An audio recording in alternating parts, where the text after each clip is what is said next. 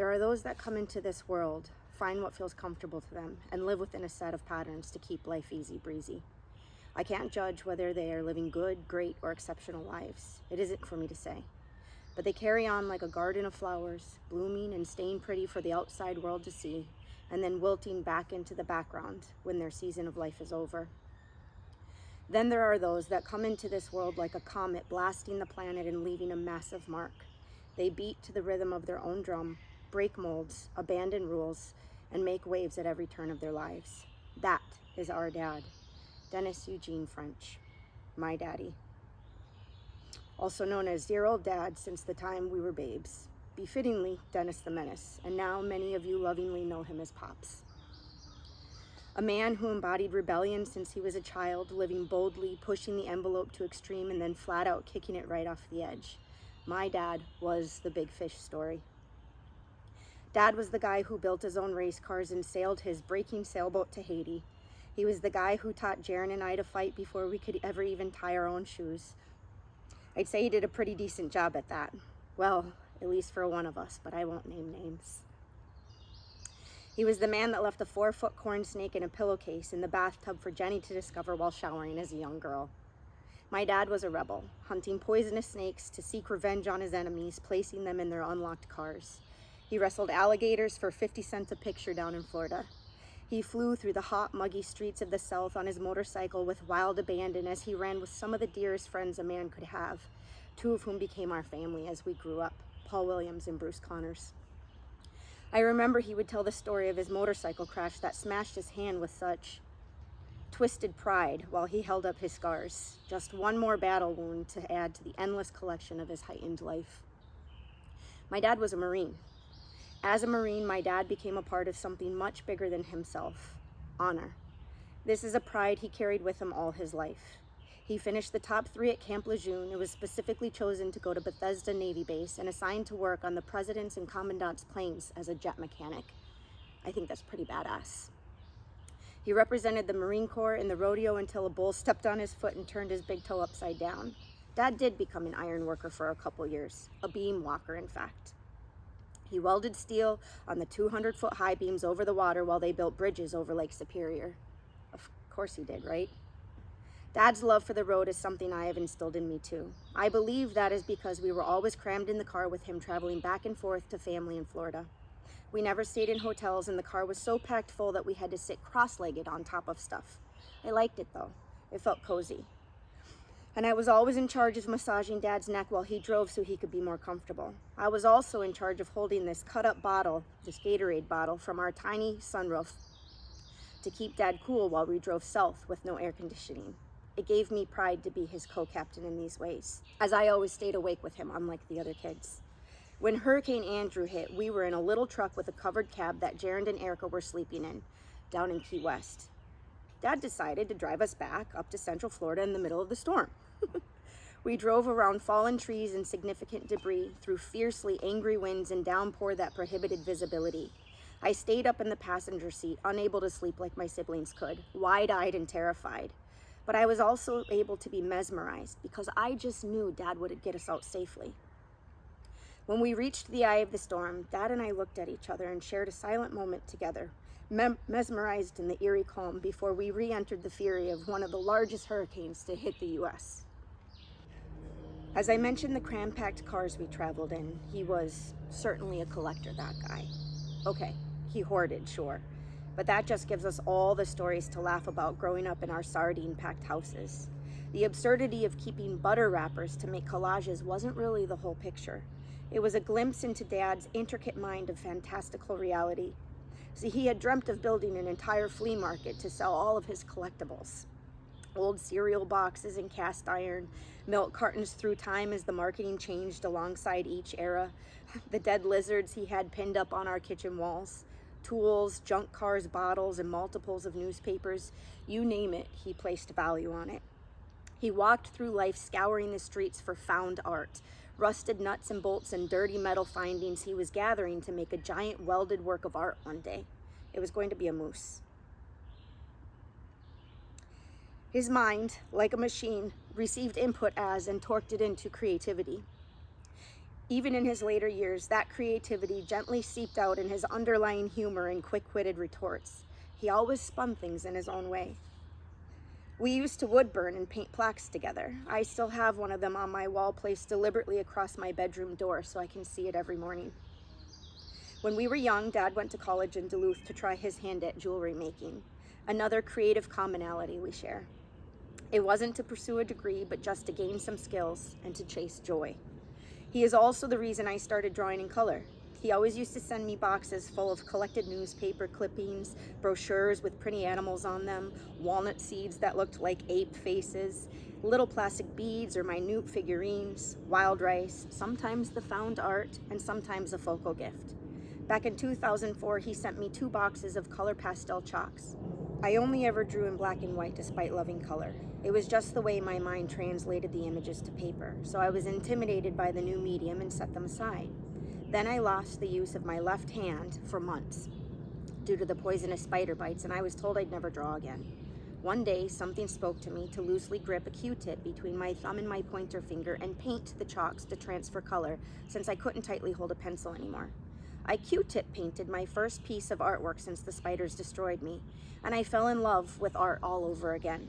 Had Dad not sent those, had he not always been thinking of me and putting together boxes, I may never have tried. In all the random collected pieces he had sent, he gifted me the entirety of art again. We whittled so many walking sticks, shaved them down and smoothed them out, and chose boldly colored marbles and agates to place in the natural knots of the wood. I adored this with him. We always ate wild strawberries, raspberries, and blueberries. He showed us the woods, and because of Dad, we were very much a part of them. My dad built an A-frame cabin in the woods, quite a ways off the public road. We had no plumbing, but he had built an outhouse which housed the largest number of spiders you could have ever imagined. Naturally, I took to peeing over a log on the side of the cabin when no one was looking, but I'm sure Dad knew. We also watched that outhouse like a hawk from the tiny window above the only bed we all piled into. When Dad would leave us there, the bears seemed to love to come and scratch at the front door. I remember peeing in many bottles during those days. Speaking of bears, and this one might have been Dad's favorite with me. I know it's one of mine. Dad used to always take us to the dump. It was like our actual family outing. He would drink vodka with his buddy, and us kids would play with all the old spoiled condiments we found, pouring and mixing toxic concoctions we'd actually goat his drunken buddy to eat. Holy shit, that was something. One time when I was young, Dad wasn't paying attention, and little old me found myself caught in between a mother bear and her cub. Dad knew the immediate danger I was in, and though he stayed calm, I could hear it in his voice. He had forgotten his gun. He talked me through staying completely still while facing the mama and looking at him past her giant body. He instructed the others to quietly back up so it was only me and him and the bears. One slow, careful step to the side at a time, my dad directed my tiny exposed body out of the line of danger.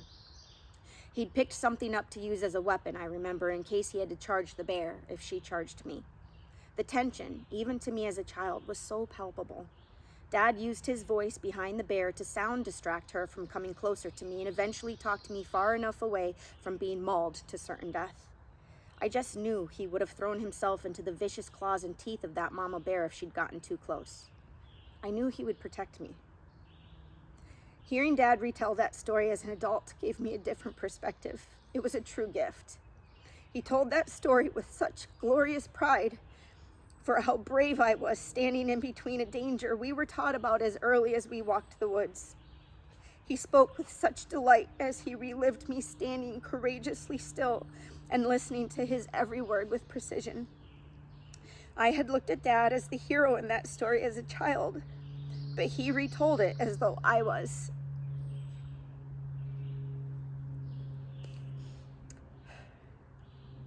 The pride in him nearly broke me as an adult reliving that moment, and I will always be grateful to have heard his version. This was the man with the most incredible stories. Like I said, the real big fish stories. But this one was ours, and it became my favorite because of how he looked at me when he retold it.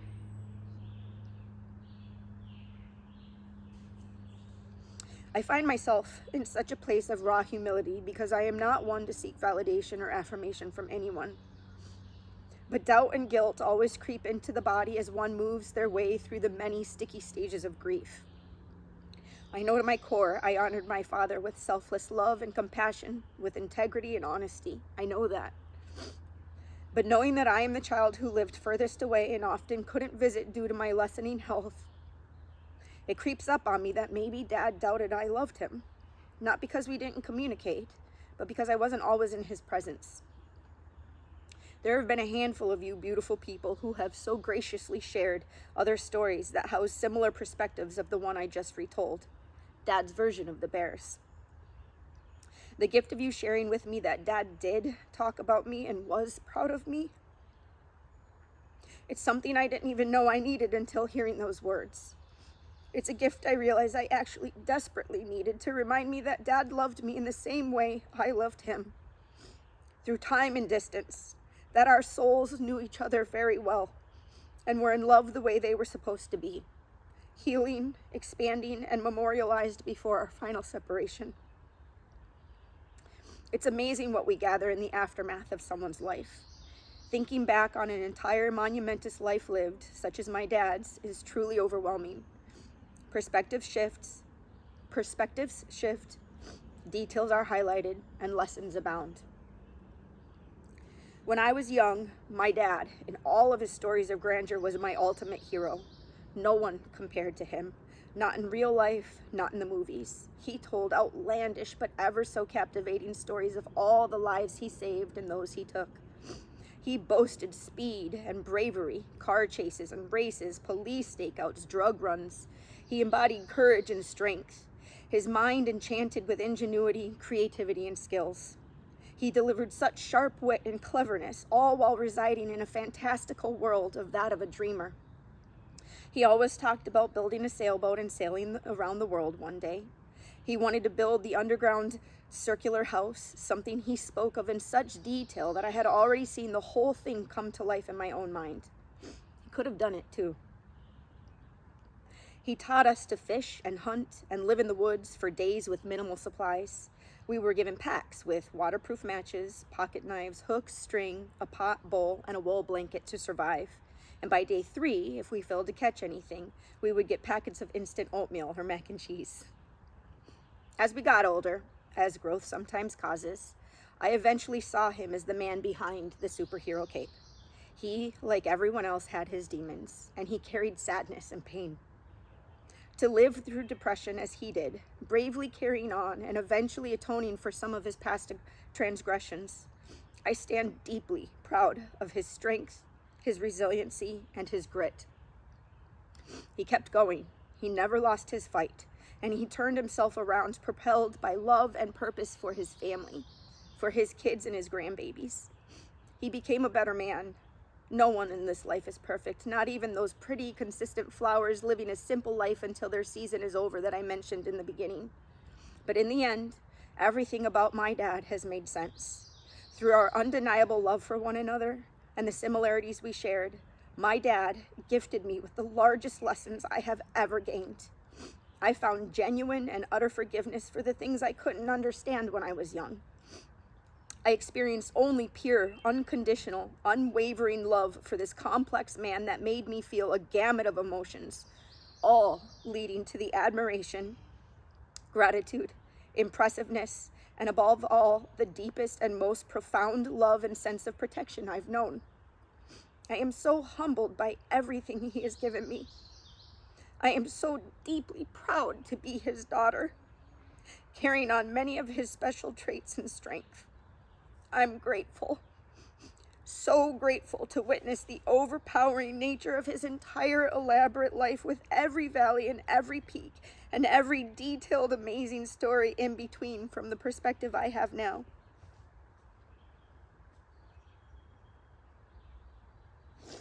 I want nothing more than to honor my father by walking my truth against the grain when necessary, just like he did.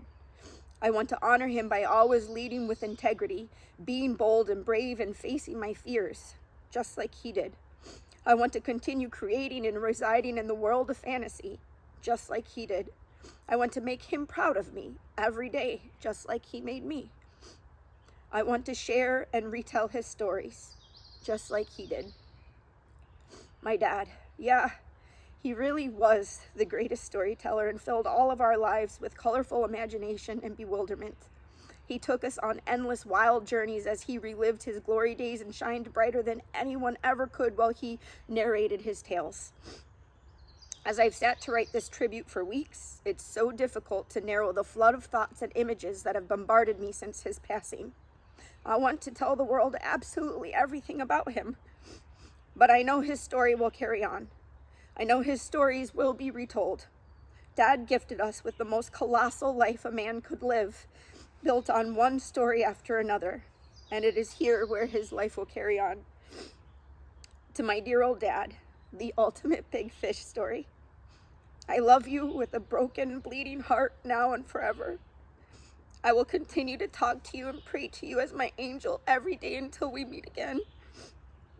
I miss you painfully with a pit in my stomach, even though I know you are all around me and continue to shower me with signs from beyond. I am so proud to be yours. I am so grateful to hurt this badly in your loss, because it shows how truly, irreversibly I love you through and through. Thank you from the bottom of my heart for everything you taught us and all the gifts that continue to show themselves today. I love you. You will never be forgotten. You truly broke the mold.